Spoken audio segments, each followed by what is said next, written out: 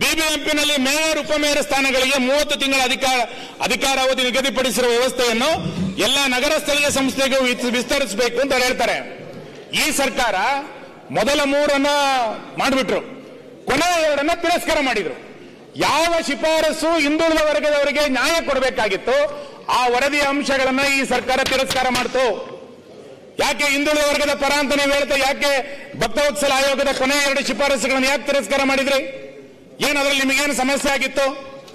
ಇಷ್ಟು ದೊಡ್ಡ ಪ್ರಮಾಣದಲ್ಲಿ ಹಿಂದುಳಿದ ವರ್ಗದ ಸಮುದಾಯ ಕರ್ನಾಟಕದಲ್ಲಿ ಇರಬೇಕಾದ್ರೆ ಯಾರ ಅಲೆಮಾರಿನವರಿಗೆ ಇವತ್ತಿಗೂ ಏನು ಸಿಕ್ಕಿಲ್ಲ, ಯಾರ ಬುಡುಬುಡಿಕೆಯವರಿಗೇನು ಸಿಕ್ಕಿಲ್ಲ, ಇನ್ಯಾವುದೋ ಸಣ್ಣ ಸಣ್ಣ ಕಮ್ಯುನಿಟಿಗಳಿಗೆ ಏನೂ ಸಿಕ್ಕಿಲ್ಲ. ಅವ್ರಿಗೆ ಏನಾದ್ರು ಕೊಡಬೇಕು ಅಂತೇಳಿ ಸರ್ಕಾರಕ್ಕೆ ಅನ್ನಿಸ್ಬೇಕಲ್ಲ. ನೀವು SCP DSP ಹೆಂಗ್ ಮಾಡಿದಿರೋ ಹಂಗೆ OBCಗೂ ಕೂಡ ಸಪರೇಟ್ ಮೀಸಲಾತಿಯನ್ನು ಇಟ್ಟು ಆ ವರ್ಗವನ್ನು ಮೇಲೆತ್ತುವಂತ ಪ್ರಯತ್ನವನ್ನು ಮಾಡಿ. ಅವಾಗ ನಿಮ್ ಬದ್ಧತೆ ನಾನು ಹೇಳ್ತೇನೆ ಏನು ಅಂತ. ನಿಮಗೇನು ಅಪಾಯ ಆಗುತ್ತೆ ಅನ್ನೋ ಕಾರಣಕ್ಕೆ ಜಾತಿ ಗಣತಿ ಇನ್ಯಾವುದೋ ವರದಿಗಳನ್ನ ಪದೇ ಪದೇ ಹೇಳುವಂತ ಮಾಡಬೇಡಿ. ನಾನು ಈ ಸರ್ಕಾರದ ಮುಖಾಂತರ, ಈ ಸದನದ ಮುಖಾಂತರ ಆಗ್ರಹ ಮಾಡ್ತೇನೆ, 21ನೇ ತಾರೀಕಿನ ಒಳಗೆ ಈ ಸದನ ಮುಗಿಯೋದ್ರೊಳಗೆ ಕಾಂತರಾಜು ಆಯೋಗದ ವರದಿಯನ್ನ ದಯಮಾಡಿ ಟೇಬಲ್ ಮಾಡಿ ಎನ್ನುವಂತ ಆಗ್ರಹವನ್ನು ನಾನು ಮಾಡ್ತೇನೆ. ಮಾನ್ಯ ಅಧ್ಯಕ್ಷರೇ, ಸುನಿಲ್ ಅಣ್ಣ 2022ನೇ ಇಸ್ವಿಯಿಂದ ನಿಂತೋಗಿರಂತ ಸೆನ್ಸಸ್ ನ ಬೇಗ ಮಾಡಿಸಿದ್ರೆ ವೈಜ್ಞಾನಿಕವಾಗಿ ನಾವೆಲ್ಲ ಮಾಡಬಹುದು. ದಯವಿಟ್ಟು ಕೇಂದ್ರ ಸರ್ಕಾರಕ್ಕೆ 2022ನೇ ಇಸ್ವಿಯಿಂದ ನಿಂತೋಗಿರಂತ ಜಾತಿ 11ರಲ್ಲಿ ಆಗಿದ್ದು 22ರಲ್ಲಿ ಆಗ್ಬೇಕಾಗಿತ್ತು. ಅದನ್ನ ಮಾಡಿಸಿದ್ರೆ ಎಲ್ಲರಿಗೂ ನ್ಯಾಯ ಕೊಡಂಗಾಗುತ್ತೆ. ಎಲ್ಲ ಒಕ್ಕೊಳ್ನಿಂದ ಕೇಂದ್ರ ಸರ್ಕಾರಕ್ಕೆ ಮನವಿ ಮಾಡ್ತೀವಿ. ಮಾನ್ಯ ಅಧ್ಯಕ್ಷರೇ, ನಾನು ಈ ರಾಜ್ಯದ ಅಥವಾ ಈ ದೇಶದ ಪ್ರಜಾಪ್ರಭುತ್ವ ವ್ಯವಸ್ಥೆಗೆ ದೊಡ್ಡ ಆತಂಕ ಆಗಿರುವಂತ ರೆಡ್ ರೋಗ್ಸ್ನ ಬಗ್ಗೆ ಮಾತಾಡಲೇಬೇಕು. ನಾನು ಆ ನಕ್ಸಲ್ ಚಟುವಟಿಕೆಯ ಊರಿನಿಂದ ಬಂದಂತವನು. ನಕ್ಸಲ್ ಚಟುವಟಿಕೆಯ ತೀವ್ರತೆ, ಆ ನಕ್ಸಲ್ ಚಟುವಟಿಕೆಯಿಂದ ಜನಜೀವನದ ಮೇಲೆ ಆಗಿರುವಂತಹ ವ್ಯತ್ಯಾಸಗಳು, ಇದೆಲ್ಲದನ್ನು ಕೂಡ ಪ್ರತ್ಯಕ್ಷವಾಗಿ ಅನುಭವಿಸಿದ್ದೇನೆ, ಅದನ್ನು ನೋಡಿದ್ದಾನೆ. ಹರೀಶ್ ಪೂಂಜಾ ಇಲ್ಲೇ ಇದ್ದಾರೆ, ಶೃಂಗೇರಿ ಶಾಸಕರು ಇಲ್ಲೇ ಇರಬಹುದು, ತೀರ್ಥಹಳ್ಳಿ ಶಾಸಕರು ಇಲ್ಲಿದ್ದಾರೆ. ಕಳೆದ 20 ವರ್ಷಗಳಿಂದ ನಕ್ಸಲರ ವಿಚಾರಧಾರೆ, ನಕ್ಸಲರ ಹೋರಾಟ ಇದೆಲ್ಲದನ್ನು ಕೂಡ ಬಹಳ ಪ್ರತ್ಯಕ್ಷವಾಗಿ ನೋಡ್ತಾ ಬಂದಿದ್ದೇವೆ. ನಾವು 10 ಜನ ಕಾರ್ಯಕರ್ತರನ್ನು ಕಳ್ಕೊಂಡಿದ್ದೀವಿ ಅಲ್ಲಿ ನಮ್ಮ ಊರುಗಳಲ್ಲಿ. 10 ಜನ ಮನೆ ಮಠಗಳನ್ನು ಕಳ್ಕೊಂಡಿದ್ದಾರೆ ನಕ್ಸಲರ ಬೆದರಿಕೆಯ ಕಾರಣಕ್ಕೆ, ಹಿಂಸೆಯ ಕಾರಣಕ್ಕೆ. ಸರ್ಕಾರ ಏಕಾಏಕಿ ನಕ್ಸಲರನ್ನ ಶರಣಾಗತಿಯನ್ನಾಗಿ ಮಾಡುತ್ತೆ.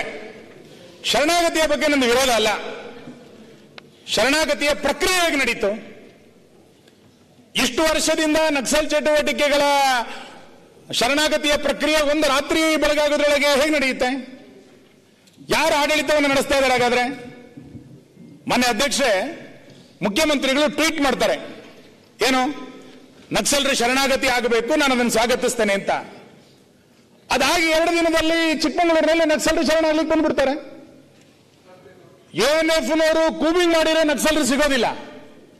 ಟ್ವೀಟ್ ಮಾಡಿದ ತಕ್ಷಣ ನಕ್ಸಲರಿಗೆ ಗೊತ್ತಾಗುತ್ತೆ ಅಂತಂದ್ರೆ ಯಾರು ಕೃಷ್ಣದಲ್ಲಿ ಕೂತಿದ್ದಾರೆ ಹಾಗಾದ್ರೆ? ಯಾವ ಪರಿಸ್ಥಿತಿ ಇದು? ಬಂದೂಕಿನ ನಳಿಗೆಗಳ ಮುಖಾಂತರ ಅಧಿಕಾರವನ್ನು ಪಡಿತೀವಿ ಅಂತೇಳಿ ಹೊರಟಂತ ಸಿದ್ಧಾಂತ ಅದು. ಬಂದೂಕಿನ ನಳಿಗೆಗಳ ಮುಖಾಂತರ ಹಿಂಸೆಯನ್ನ ಮಾಡ್ತಾ ನಾವು ಸರ್ಕಾರವನ್ನು ನಡೆಸ್ತೀವಿ ಅಂತ ಹೇಳಿದಂತ ಸಿದ್ಧಾಂತ. ಆ ನಳಿಕೆಗಳಲ್ಲಿ ಗುಬ್ಬಚ್ಚಿ ಗೂಡು ಕಟ್ಟಬೇಕು ಅಂತೇಳಿ ನಾವು ಶರಣಾಗತಿಯನ್ನು ಮಾಡ್ತೀವಿ ಅಂತ ನೀವು ಹೊರಟಂತ ಪ್ರಕ್ರಿಯೆಯನ್ನ ನಾವು ಅದನ್ನು ಸಮಾಧಾನದಿಂದ ನೋಡ್ಬೇಕಾದ್ರೆ 2008ರಲ್ಲಿ ಮಾನ್ಯ ಅಧ್ಯಕ್ಷರೇ, ನಾನು ಬಹಳ ದುಃಖದಿಂದ ಹೇಳ್ತೇನೆ, 2008ರ ಚುನಾವಣೆ ಹಿಂದಿನ ದಿನ ನನ್ನ ಕ್ಷೇತ್ರದಲ್ಲಿ ಭೋಜ ಮಾಸ್ಟರ್ ಮತ್ತು ಸುರೇಶ್ ಶೆಟ್ಟರನ್ನ ನಕ್ಸಲರು ಗುಂಡಿಟ್ಕೊಂಡ್ರು. ಸಂಜೆ 5 ಗಂಟೆಗೆ ನಾನು 5:15 ಆ ಸ್ಥಳ ತಲುಪಿದ್ದೆ. ನಮ್ಮನ್ನ ಎಲ್ಲೋ ಒಂದು ಬೆಂಬಲಿಸ್ತಾ ಇದ್ದಾರೆ ಎನ್ನುವ ಕಾರಣಕ್ಕೆ ಆ 2 ಜನ ಕಾರ್ಯಕರ್ತರನ್ನ ಕೊಂದ್ರಲ್ಲ, ಇವತ್ತಿನ ತನಕ ಯಾವ ನಕ್ಸಲರು ಕೊಂದಿದ್ದಾರೆ ಅಂತೇಳಿ ಸರ್ಕಾರ ಬಹಿರಂಗ ಮಾಡಲಿ. ಸುಮ್ನೆ ನಕ್ಸಲರ ಬಗ್ಗೆ ನಾ ಬಹಳ ಹಗುರವಾಗಿ ತೆಗೆದುಕೊಳ್ಬೇಡಿ, ರಾಜಕಾರಣ ಮಾಡಬೇಡಿ. ಅದರಲ್ಲಿ ಶೇಷಪ್ಪ ಗೌಡ ಅಂತೇಳಿ ಒಬ್ಬ ಕಾರ್ಯಕರ್ತನನ್ನ ಇಂದಿನ ಅವಧಿನಲ್ಲಿ ಕೊಂದ್ರು, ಭಯಾನಕವಾಗಿ ಕೊಂದ್ರು. ಹೆಂಗ್ ಕೊಂದ್ರು? ರಾತ್ರಿ 9 ಗಂಟೆಯ ಮನೆಗೆ ಊಟ ಮಾಡ್ತಾ ಇದ್ದ ಗಂಡ ಹೆಂಡತಿ ಒಟ್ಟಿಗೆ ಕುತ್ಕೊಂಡು ಊಟ ಮಾಡ್ತಾ ಇದ್ರು. ನಕ್ಸಲರು ಬಂದು ಶೇಷಪ್ಪ ಗೌಡನ್ನ ಕರ್ಕೊಂಡು ಹೋಗ್ತಾರೆ. ಹೆಂಡತಿ ಕೇಳ್ತಾಳೆ, ಊಟ ಮಾಡಿ ಹೋಗ್ಲಿರಿ ಆಮೇಲೆ ಬರ್ತಾನೆ ಅಂತ. ಊಟ ಮಾಡ್ಲಿಕ್ಕೆ ಬಿಡಲ್ಲ ಮಾನ್ಯ ಅಧ್ಯಕ್ಷರೇ. ಕರ್ಕೊಂಡೋಗಿ ಆಕೆಯನ್ನು ಗುಂಡು ಹೊಡೆದು ಸಾಯಿಸಿ, ಯಾವ ನಮೂನಿ ಸಾಯಿಸಿ, ಅವನ ಮನೆಯ ಕಂಬಕ್ಕೆ ಶೇಷಪ್ಪ ಗೌಡನ್ ಸುತ್ತು ಬಿಡ್ತಾರೆ. ನೀವು ಭಯಾನಕ ಯೋಚನೆ ಮಾಡ್ಕೊಳ್ಳಿ. ಶೇಷಪ್ಪ ಗೌಡನ ಭಯಾನಕ ಯೋಚನೆ ಮಾಡಿ ಹೆಂಗ್ ಸಾಯ್ತಿದ್ರು ಅಂತ. ಇಷ್ಟು ಕ್ರೂರವಾಗಿದ್ದಂತಹ ನಕ್ಸಲ್ ಚಟುವಟಿಕೆ ಸುನಿಲ್. ನೀವು ರಾತ್ರಿ ಬೆಳಗಾಗದ್ರೊಳಗೆ ಹೆಂಗ್ ಶರಣಾಗತಿ ಅಂತ ಹೇಳ್ತೀರಿ? ನಕ್ಸಲ್ ಮುಕ್ತ ರಾಜ್ಯ ಮಾಡ್ಬಿಟ್ಟಿದ್ದೀರಿ ಅಂತ ಹೆಂಗ್ ಹೇಳ್ತಾ ಇದ್ದೀರಿ? ಶೇಷಪ್ಪಗೋಡ್ಲು ಇಂಥದ್ದೆಲ್ಲ ಆಗೋದು ಬೇಡ ಅಂತೆಲ್ಲ ಅದು ಸರ್ ಒಂದು ನಿಮಿಷ